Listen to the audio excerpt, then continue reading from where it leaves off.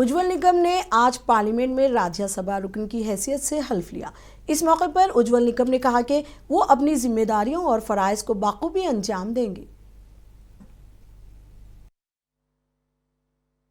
मैं पहली बार इस संसद प्रांगण में आया हूं और जिस प्रकार की मैंने आज राज्यसभा में सौगंध ली, बड़ा तालियां का गजर हो गया, क्योंकि सभी सम्मानीय सदस्य मुझे मेरे नाम से, चेहरे से पहचानते थे।